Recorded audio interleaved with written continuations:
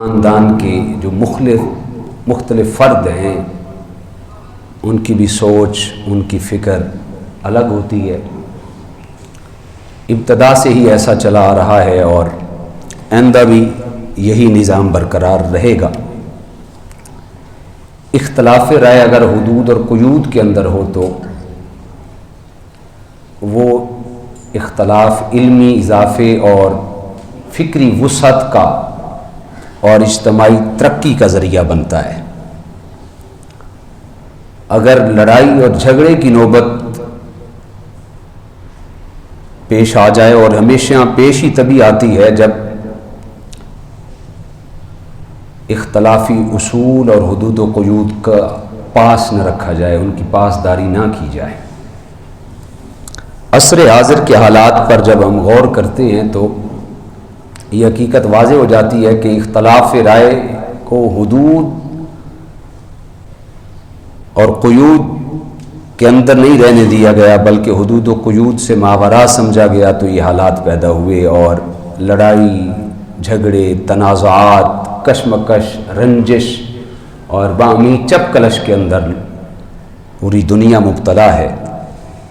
خاندانی سطح پر صورتحال یہ ہے کہ ایک تحقیق کے مطابق گزشتہ 5 برسوں میں جو طلاق کی ریشو ہے وہ اور خلا کی جو شرح ہے وہ 35% اس میں اضافہ ہوا ہے۔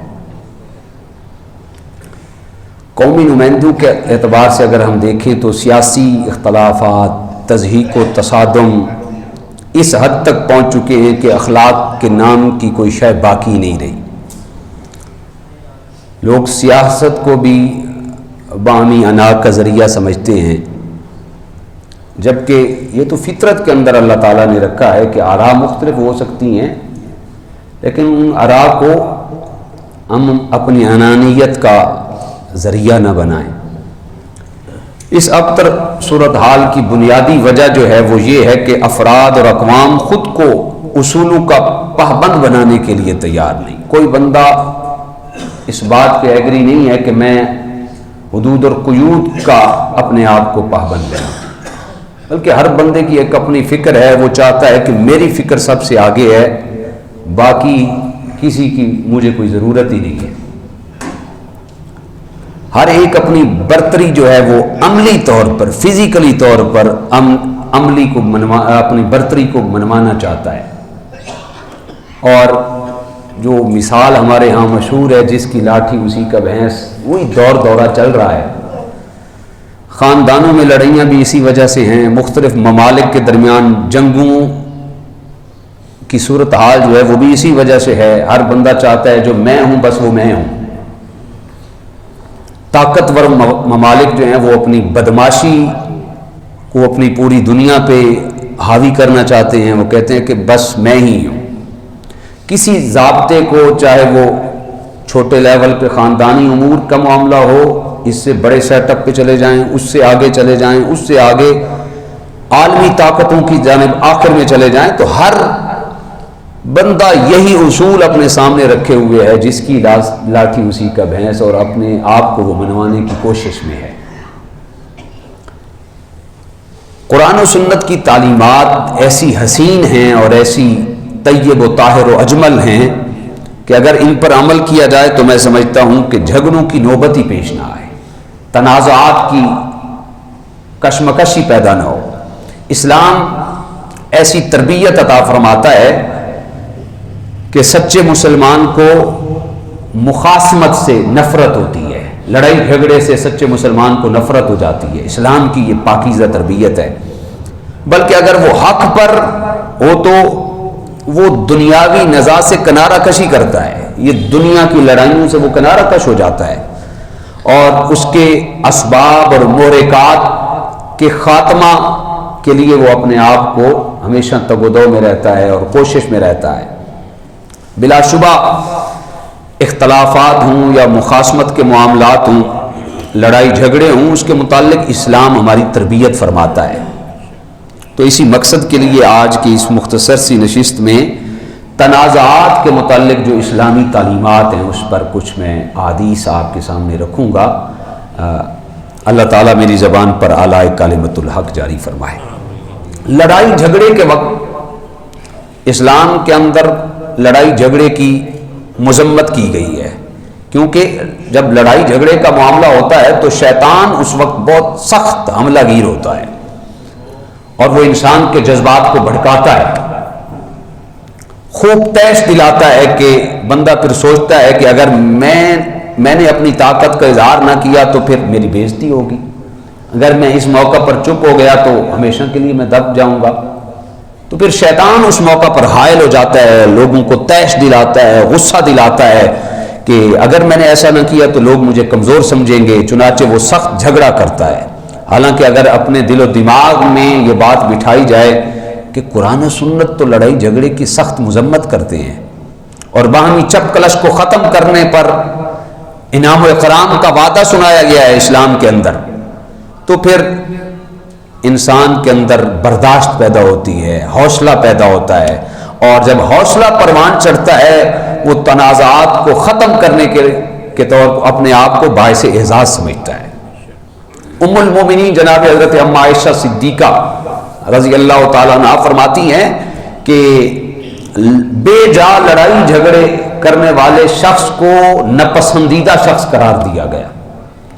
جناب ام عائشہ صدیقہ فرماتی ہیں حضور تاجدار دو عالم صلی اللہ علیہ وسلم نے ارشاد فرمایا، بخاری حدیث نمبر 2457 ہے، فرماتی ہیں ان ابغض الرجال الی اللہ الالد الخاصم، کہ حضور تاجدار کائنات نے ارشاد فرمایا سخت جھگڑالو شخص اللہ کو ناپسند ہے، جو ہر وقت لڑائی جھگڑے کی طاق میں رہتا ہے، چاہے عبادت کرنے والا ہو، ریاضت کرنے والا ہو، مجاہدات کرنے والا ہو، لیکن لڑائی جھگڑا ہمیشہ کبھی بھی اس کو موقع ملے تو پھر موقع کو طاق سمجھتے ہوئے اس موقع کو ہاتھ سے نہیں جانے دیتا۔ ایسا شخص ام المومنین فرماتی ہیں حضور علیہ السلام نے فرمایا اللہ کو سخت ناپسند ہے، اور پھر ایسے شخص کے لیے حضور علیہ السلام نے ارشاد فرمایا وہ شخص غضب الہی کا شکار ہوتا ہے۔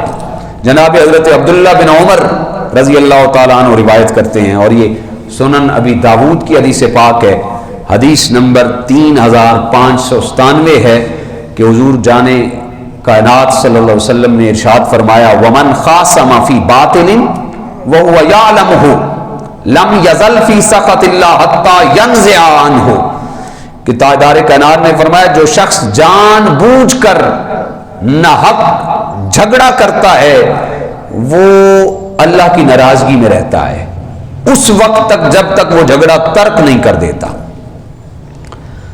تو ناپسندیدہ شخص بھی حدیث رسول صلی اللہ علیہ وسلم میں اس کو قرار دیا گیا جو جھگڑالو ہے، اور اللہ کے غضب کا بھی وہی شخص شکار ہوتا ہے جو ہمیشہ جھگڑے کی طاق میں رہتا ہے۔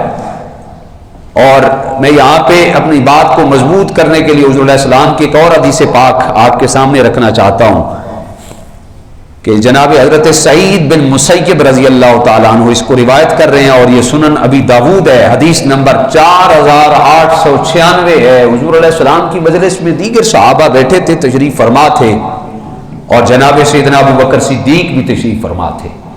ایک شخص آیا باہر سے، اور آتے ہی اس نے جناب حضرت سیدنا ابو بکر صدیق رضی اللہ تعالیٰ عنہ کو برا بھلا کہنا شروع کر دیا۔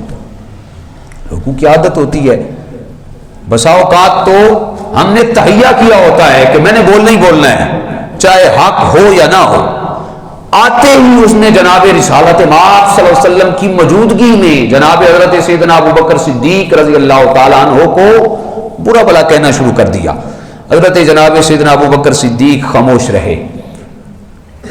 حضور تاجدار کائنات کو دیکھا گیا کہ حضور علیہ السلام مسکرا رہے تھے، وہ باز نہ آیا، اس نے دوبارہ جناب سیدنا ابو بکر صدیق رضی اللہ تعالیٰ عنہ کو برا بھلا کہا۔ حضور تاجدار کائنات مسکرائے جا رہے ہیں۔ یہ سنن نبی داود ہے، حدیث نمبر 4896 کا میں نے ریفرنس دیا، صحیح متفق علیہ صحیح حدیث ہے۔ حضرت جناب ابو بکر صدیق پھر بھی خاموش ہیں، تیسری دفعہ پھر اس شخص نے برا بھلا کہنا شروع کر دیا۔ پھر انسان ہے، انسان کی فطرت میں تو ہے نا، انسان کا ضمیر جوش مارتا ہے۔ جناب حضرت ابو بکر صدیق رضی اللہ تعالیٰ عنہ سے پھر نہ رہا گیا، آپ نے اس کا جواب دے دیا۔ جو ہی جناب سیدنا ابو بکر صدیق رضی اللہ تعالیٰ عنہ نے جواب دیا، حضور تاجدار کائنات صلی اللہ علیہ وسلم کو دیکھا گیا، آپ کے چہرے پر غصے کے آثار آ گئے اور تاجدار کائنات صلی اللہ علیہ وسلم اٹھ کر کھڑے ہو گئے اور جانے لگے۔ جناب سیدنا ابو بکر صدیق رضی اللہ تعالیٰ عنہ نے ہاتھ باندھ کے عرض کی، فداک ابی و امی یا رسول اللہ، قربان جائیں آپ کی ہر حکمت، ہر راز میں حکمت ہے۔ وہ مجھے برا بھلا کہہ رہا تھا، آپ کے چہرے پر طمانینت تھی اور آپ خاموشی سے دیکھ رہے تھے، جب میں نے اس کو جواب دیا تو آپ کے چہرے پہ ناراضگی آ گئی اور پھر آپ یہاں سے چل پڑے، حضور وجہ کیا ہے؟ جناب ابو بکر صدیق تو جانتے تھے کہ حضور علیہ السلام کی ہر بات میں حکمت ہے، پوچھا اس لیے تاکہ قیام قیامت تک کے لوگوں کے لیے پیغام ہو جائے یہ بات۔ جب جناب ابو بکر صدیق نے پوچھا نا حضور رسالت پاک صلی اللہ علیہ وسلم نے جو جملہ ارشاد فرمایا، آج میں اپنے آپ میں سوچوں، آپ اپنے آپ میں سوچیں، آیا میں اپنے نفس کے مطابق چل رہا ہوں یا شریعت پہ کاربند ہوں، یا شرعی احکامات کی میں علم داری اور پاسداری کر رہا ہوں؟ جناب سیدنا ابو بکر صدیق نے جب یہ عرض کی تو حضور تاجدار کائنات نے ارشاد فرمایا اے میرے ابو بکر، جب وہ شخص تمہیں برا بھلا کہہ رہا تھا تو آسمان بالا کا ایک فرشتہ اللہ نے مقرر کر دیا تھا، وہ شخص کہتا جا رہا تھا، فرشتہ اس کی تکذیب کرتا جا رہا تھا، جو وہ کہتا فرشتہ وہ جواب اس پر لٹا دیتا، اور میں یہ دیکھ رہا تھا، قربان جائیں کیا شان ہے میرے ابو بکر کی، کوئی ابو بکر کو بات کرتا ہے تو جواب ابو بکر کو نہیں دینا پڑتا، جواب اللہ کا فرشتہ دے رہا ہے۔ یا اس کی دوسری توجیہ شارحین حدیث نے یہ بھی بیان کی کہ جناب رسالت مآب صلی اللہ علیہ وسلم جناب حضرت ابو بکر کے حلم، آپ کی بردباری کو دیکھ کر حضور مسکرا رہے تھے، کیا شان ہے میرے ابو بکر کے حلم کی اور بردباری کی، وہ برا بھلا کہہ رہا ہے، میرا ابو بکر خاموش ہو کے مسکرا کے سن رہا ہے۔ یہ دونوں باتیں ہو سکتی ہیں۔ تو حضور تاجدار کائنات نے فرمایا اے ابو بکر، جب اس نے 2 دفعہ ایسا کیا، فرشتے نے اس کا جواب اس کو لٹا دیا تھا، اور میں خوش اس لیے ہو رہا تھا کہ ایک تو فرشتہ جواب دے رہا ہے، دوسرا میرا ابو بکر حلم بردباری کے مرتبے پر فائز ہے۔ لیکن جب آپ نے تیسری مرتبہ جواب دیا تو فرشتہ واپس چلا گیا اور شیطان آ گیا۔ سن رہے ہیں آپ؟ حضور تاجدار کائنات نے فرمایا جب آپ نے جواب دیا فرشتہ واپس چلا گیا اور شیطان آ گیا، اور جہاں پہ شیطان آتا ہے انبیاء کا وہاں پہ ٹھہرنا مناسب نہیں رہتا، تو اس لیے میں نے جانا شروع کر دیا۔ تو اس حدیث پاک سے، ان 3 احادیث سے جو بات ہمیں سیکھنے کو ملتی ہے وہ یہی ہے کہ رب کریم کی رضا بندے کے لیے سب سے بڑی سعادت مندی ہے۔ جب بندہ اللہ کی رضا کے حصول کے لیے لڑائی جھگڑے سے کنارہ کش ہوتا ہے، اللہ کو راضی کرنے کے لیے، رسول کائنات کی رضا کے لیے بندہ بے جا جھگڑے سے اپنے آپ کو پاک اور صاف اور الگ تھلگ رکھتا ہے، تو اللہ کی رضا اسے حاصل ہو جاتی ہے، اور اللہ کی رضا اس کائنات کی سب سے بڑی دولت ہے، اور اللہ کی ناراضگی اس کائنات کی سب سے بڑی تباہی اور بربادی ہے۔ تو مذکورہ والا احادیث سے یہ بات واضح ہو جاتی ہے کہ بے جا جھگڑے پر رب ذوالجلال بھی ناراض ہوتا ہے۔ تو اس سے بڑھ کر لڑائی جھگڑے کے نقصانات اور کیا ہو سکتے ہیں کہ دنیا کے اندر اللہ ناراض ہو جائے، اور پھر جس پہ اللہ دنیا کے اندر ناراض ہو جاتا ہے تو پھر آخرت میں بھی ناراضگی ہے۔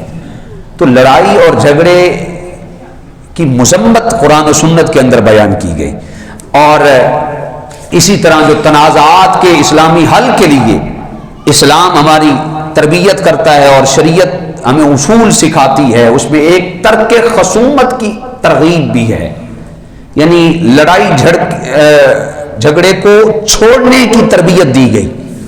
بے جا جھگڑے کو تو کوئی عقل مند شخص بھی پسند اور اچھا قرار نہیں دیتا، تاہم امام الانبیاء کی تعلیمات مبارکہ کا کمال یہ ہے کہ آپ نے صرف فضول اور بے بنیاد جھگڑوں سے نہیں روکا، بلکہ حق پر مبنی جھگڑوں کو بھی ختم کرنے کی حضور علیہ السلام نے ترغیب دی۔ یعنی دین ہمیں فقط یہ نہیں سکھاتا کہ غلط بات پر لڑائی نہ کریں، بلکہ یہ بھی سکھاتا ہے، سبق دیتا ہے کہ تم حق پر ہو تب بھی نرمی کو اختیار کرو، درگزر کو اختیار کرو۔ اور جو حق پر ہونے کے باوجود لڑائی جھگڑے کو ترک کرتا ہے، نرمی اختیار کرتا ہے، حلم بردباری اختیار کرتا ہے، اس کے لیے حضور تاجدار کائنات صلی اللہ علیہ وسلم نے جنت کی ضمانت دی ہے۔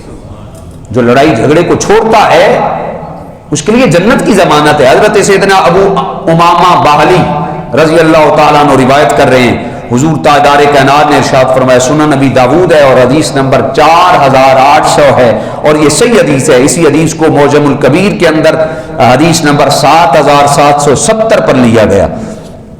جناب حضرت ابو امامہ باہلی روایت کرتے ہیں کہ مصطفیٰ جان رحمت صلی اللہ علیہ وسلم نے ارشاد فرمایا، انا زعیم ببیت فی ربد الجنت لمن ترک المراء وان کان محقا۔ آقا کائنات نے فرمایا، جو مسلمان حق پر ہونے کے باوجود دنیاوی لڑائی جھگڑے کو چھوڑ دیتا ہے، میں مصطفیٰ اس کے لیے جنت کے کنارے میں محل کی ضمانت دیتا ہوں۔ جو حق پہ ہوتا ہے پھر بھی دنیاوی لڑائی جھگڑے کو چھوڑ دیتا ہے، تاجدار کائنات صلی اللہ علیہ وسلم نے فرمایا، میں محمد ضمانت دیتا ہوں کل قیامت کے دن جنت کے کنارے پر میں اسے محل دلواؤں گا۔ ساتھ ہی ارشاد فرمایا، وَبِبَيْتٍ فِي وَسَطِ الْجَنَّةِ لِمَنْ تَرَكَ الْكَذِبَ وَإِنْ كَانَ مَازِحًا۔ فرمایا جو مسلمان مزاح کے اندر بھی جھوٹ نہیں بولتا، مذاق کے اندر بھی جھوٹ نہیں بولتا، سچائی کو اپنی زبان کے ساتھ ہمیشہ تر بتر رکھتا ہے، مذاق کے اندر بھی جھوٹ نہیں بولتا، تو تاجدار کائنات نے ارشاد فرمایا، فی وسط الجنہ، میں محمد اس کے لیے جنت کے وسط میں، سینٹر میں محل کی ضمانت دیتا ہوں۔ اور ساتھ ہی ارشاد فرمایا، وَبِبَيْتٍ فِي أَعْلَى الْجَنَّةِ لِمَنْ حَسَّنَ خُلْقَهُ۔ فرمایا جو مسلمان ہمیشہ خوش اخلاقی اپناتا ہے، ہمیشہ اسلامک ویلیوز پہ عمل کرتا ہے، اسلامی اقدار کو اپناتا ہے، اخلاقیات کو اپنے اوپر لازم کر لیتا ہے، تو فرمایا میں محمد اس کے لیے جنت کے اعلیٰ سے اعلیٰ درجے میں محل کی ضمانت دیتا ہوں۔ دیکھیں حضور علیہ السلام نے ایک ہی حدیث کے اندر کتنی بڑی حقیقت کو سبو کے رکھ دیا۔ اللہ اکبر۔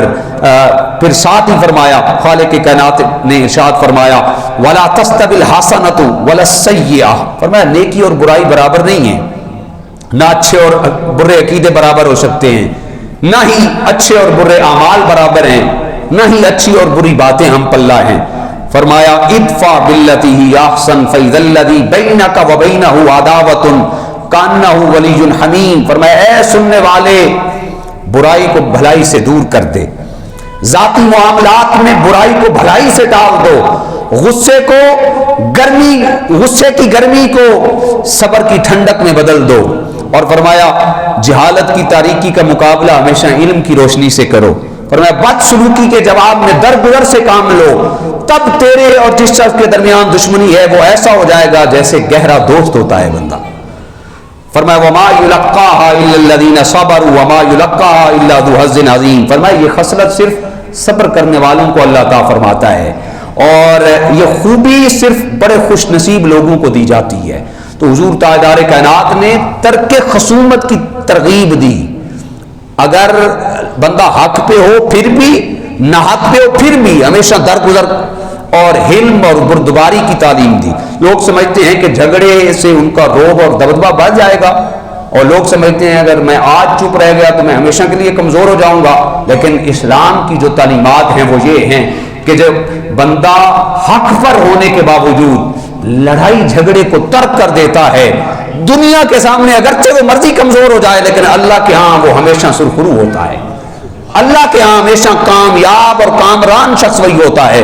حضور نے ارشاد فرمایا نا اس حدیث پاک میں، جو حق پر ہونے کے باوجود لڑائی جھگڑے کو چھوڑ دیتا ہے، میں محمد جنت کے کنارے پر اس کے لیے محل کی ضمانت دیتا ہوں۔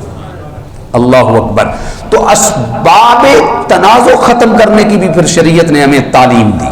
صرف لڑائی جھگڑے کو ختم نہیں کرنا، بلکہ شریعت نے ہمیں یہ تعلیم دی کہ وہ لڑائی جھگڑے کے جو اسباب ہیں ہم ان کو ختم کرنے کی کوشش کریں۔ اگر لڑائی جھگڑے کو ہم ختم کر دیتے ہیں، ہو سکتا ہے ہمیں وقتی فائدہ ہو جائے، لیکن اس کے اسباب اور محرکات باقی ہیں۔ چند دن خاموش رہے، 6 دنوں کے بعد پھر لڑائی، 6 دن خاموش رہے، 10 دنوں کے بعد پھر لڑائی۔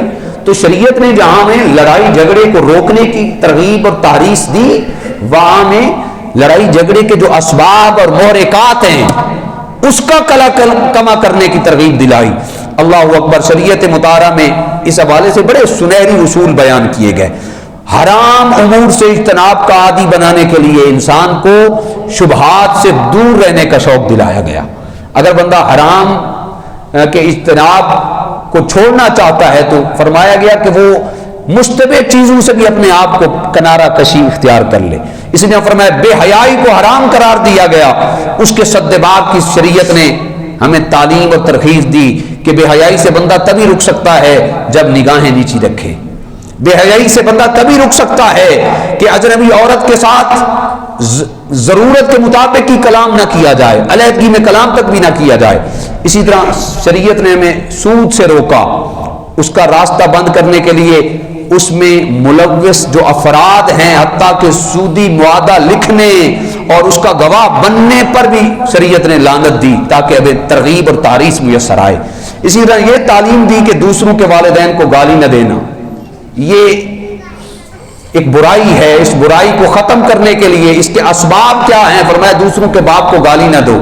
اس کا سبب کیا ہے؟ جب تم دوسروں کے باپ کو گالی دے گو تو ہر چیز کے عمل کا ایک رد عمل ہوتا ہے۔ اگر تم کسی کے باپ کو گالی دو گے تو وہ بدلے میں وہ تو تمہارے باپ کو گالی دے گا۔ تو صرف لڑائی جھگڑا ختم کرنے کی ترغیب تو دی ہی نہیں ہے شریعت نے، ان کے اسباب اور محرکات کو بھی ختم کرنے کا حکم دیا۔ اللہ اکبر۔ اسی طرح غصے کو پینے کی شریعت نے تلقین دی ہمیں۔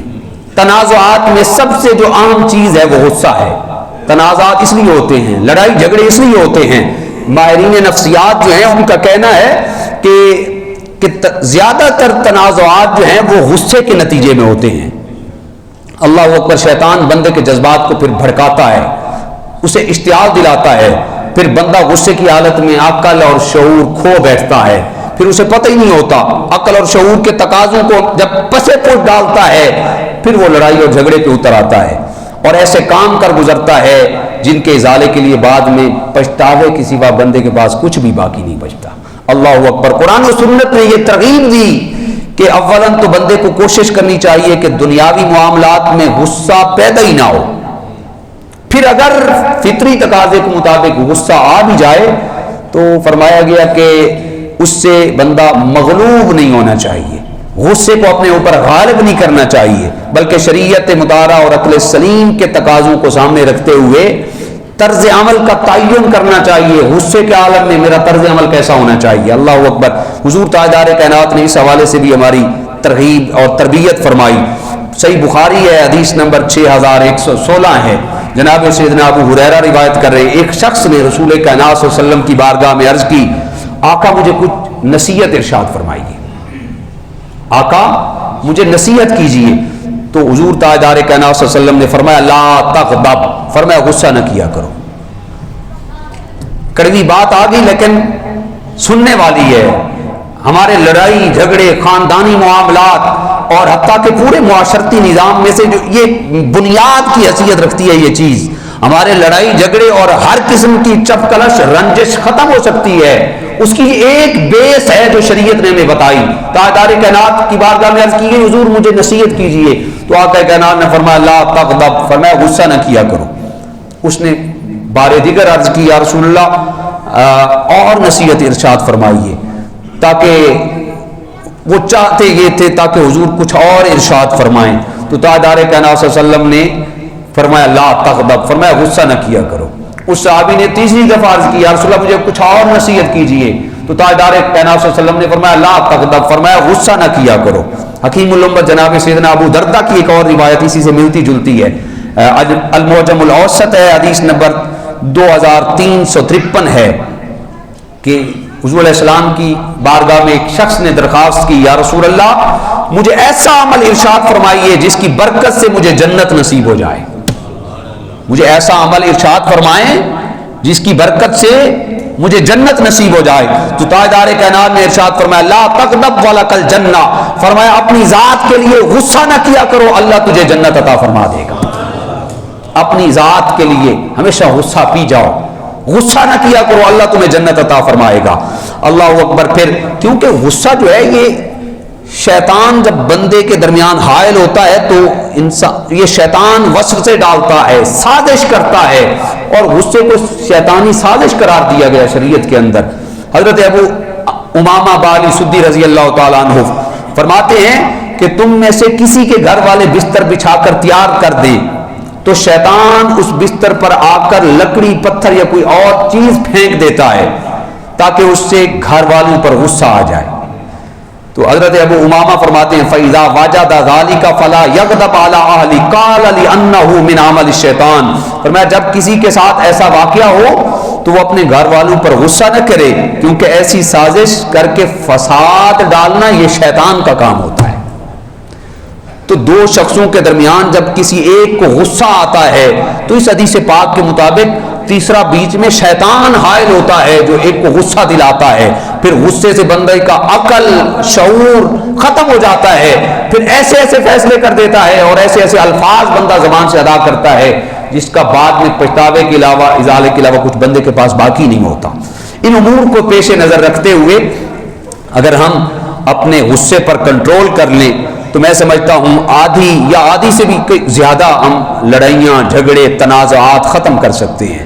اور پھر شریعت نے اس کے متعلق بھی کئی اصول ارشاد فرمائے، اس کے اسباب کو ختم کرنے کے لیے، اس کے جو اسباب ہیں وہ تو بیان کیے، اور پھر ساتھ ہی اس کا حل بھی بیان فرما دیا۔ علماء نے لکھا جب بندے کو غصہ آئے تو وضو کر لے، غصہ کافور ہو جاتا ہے۔ جب بندے کو غصہ آئے، کھڑا ہے تو بیٹھ جائے، بیٹھا ہے تو اٹھ کے کھڑا ہو جائے۔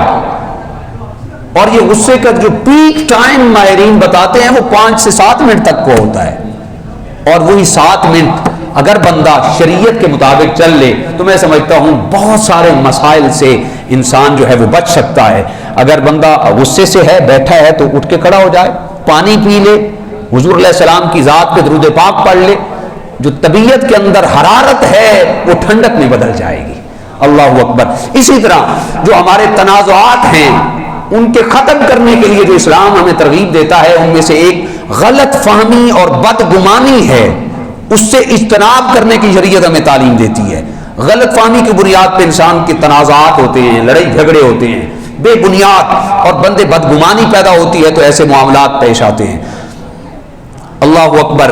دین متین ہمیں تربیت عطا فرماتا ہے کہ اپنے دلوں کو بدگمانی سے ہمیشہ پاک رکھیں، محض غلط فہمی کی بنیاد پر کوئی قدم نہ اٹھائیں، اور اس کو غلط فہمی کی بنیاد پر لڑائی جھگڑے کرنا اس کو شیطان کا عمل قرار دیا گیا۔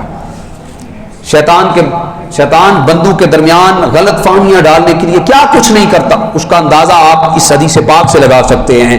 حضور تاجدار کائنات صلی اللہ علیہ وسلم کا ارشاد پاک ہے، جناب جابر بن عبداللہ رضی اللہ تعالیٰ عنہما اس کو روایت کر رہے ہیں، اور یہ حدیث پاک صحیح مسلم کی ہے، 2813 نمبر پر امام مسلم اس کو لے کے آئے۔ حضور علیہ السلام نے فرمایا ان ابلیس یضع عرشہ علی الماء ثم یبعث سرایاہ۔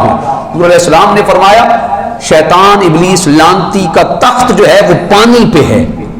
آپ دیکھتے ہیں جب سورج غروب ہوتا ہے تو غروب ہونے سے پہلے ایک سرخی جو ہے وہ آتی ہے اس جانب سے غروب والی سائڈ پہ، تو اس ٹائم، اس موقع پر شیطان اپنے تخت پہ بیٹھا ہوتا ہے۔ حضرت جابر بن عبداللہ روایت کر رہے ہیں، اور اس کے چیلے چپاٹے دنیا بھر میں پھیلے ہوئے ہوتے ہیں، اور وہ اس وقت واپس آتے ہیں اور پوری رپورٹ پیش کرتے ہیں۔ شیطان کے سامنے پورے دن کی رپورٹ پیش کی جاتی ہے۔ کوئی کہتا ہے آج میں نے یہ کام کر دیا، آج بھائیوں کے درمیان لڑائی جھگڑا کر دیا، آج یہ کر دیا، آج وہ کر دیا، تو شیطان کہتا ہے کہ سارے ٹھیک ہے، تمہاری رپورٹ بھی ٹھیک ہے، تمہاری بھی ٹھیک ہے، تمہاری بھی ٹھیک ہے۔ جناب جابر بن عبداللہ کہتے ہیں کہ آخر میں ایک مریم سا ضعیف اور ناتواں قسم کا اس کا چیلا آتا ہے، اور شیطان اس کے لیے اٹھ کے کھڑا ہو جاتا ہے، اپنی تخت سے کھڑا ہو کے اس کو پروٹوکول دیتا ہے، استقبال کرتا ہے، اور فرمایا فَأَدْنَاهُمْ مِنْهُ مَنْزِلَةً أَعْظَمُهُمْ فِتْنَةً۔ شیطان کا سب سے زیادہ قریبی ساتھی وہی ہوتا ہے جو ضعیف، ناتواں، کمزور، شیطان اس کا استقبال کرتا ہے، اس کے لشکر میں سے آ کر وہ اپنی رپورٹ پیش کرتا ہے، کہتا ہے میں نے ایسا فتنہ ڈالا ہے۔ پھر ابلیس پوچھتا ہے آج تو نے کیا کیا ہے؟ تو وہ کہتا ہے کہ ما ترکتہ حتی فرقت بینہ وبین امرأتہ، میں نے فلاں شخص کو اس وقت تک نہیں چھوڑا، سارا دن میں اس کا پیچھا کرتا رہا، اس وقت تک میں نے اس کو نہیں چھوڑا جب تک اس کی اور اس کے بیوی کے درمیان میں نے جدائی نہ کرا دی. بیوی اور اس کے درمیان میں جدائی کروا کے آیا ہوں. شیطان اٹھتا ہے، اس کو بوسہ دیتا ہے، اس کو اپنے پاس بٹھاتا ہے. تو یہ بدگمانی ہے، اور اس عمل کو لڑائی جھگڑے اور بدگمانی اور غلط فہمی کو شیطان کا عمل قرار دیا گیا. حدیث پاک سے معلوم ہوتا ہے خصوصاً میاں بیوی کے درمیان جو لڑائی جھگڑے والا معاملہ ہوتا ہے، لڑائی ڈالنا، یہ شیطان کا کام ہے، اور ایسا کرنے والا انسان بھی شیطان کی طرح مجرم ہے. خصوصاً شوہروں کو یہ چال چلنی چاہیے. قرآن پاک کے اندر بھی غلط فہمی اور بدگمانی کی مذمت کی گئی. ارشاد ہوتا ہے سورہ حجرات ہے، یا ایھا الذین آمنوا اجتنبوا کثیرا من الظن ان بعض الظن، فرمایا اے ایمان والو بدگمانی سے بچو، کیونکہ بے شک بعض گمان جو ہیں وہ گناہ کبیرہ ہیں. بعض گمان گناہ کبیرہ ہیں. علماء نے فرمایا کسی بارے میں برا خیال تو آ ہی جاتا ہے، تو یہ بندے کے اختیار میں نہیں ہوتا. بدگمانی آ جاتی ہے، غلط فہمی پیدا ہو جاتی ہے، لہٰذا اس کی معافی ہے.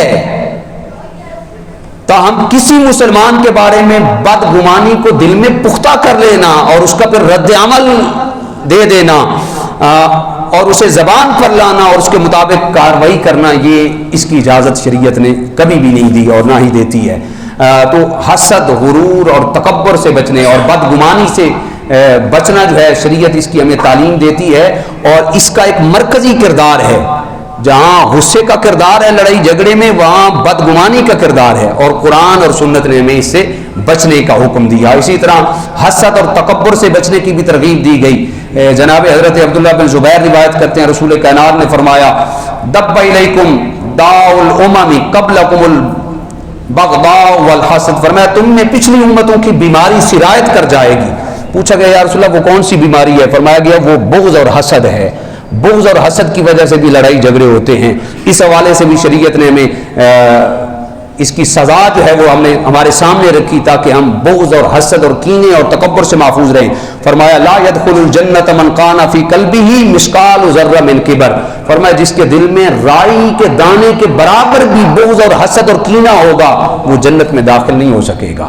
تو بغض، لڑائی، حسد، کینے سے بچنے کے لیے شریعت نے ہمیں یہ ترغیب اور تحریص دی. اسلامی تعلیمات یہ ہیں کہ اگر ہم ان اسلامی تعلیمات پہ عمل کر لیں، حسد سے بچ جائیں، تکبر سے بچ جائیں، اسی طرح غصے سے بچ جائیں، غلط فہمی اور بدگمانی سے بچ جائیں، اسی طرح لڑائی جھگڑے کے اسباب اور محرکات کو ختم کر لیں، ترک خصومت کر لیں، تو ہماری دنیا بھی بہتر ہو سکتی ہے اور ہماری آخرت بھی بہتر ہو سکتی ہے. اللہ تعالی ہم سب کے حال پر اپنا خاص رحم و کرم فرمائے. وآخر دعوانا الحمدللہ.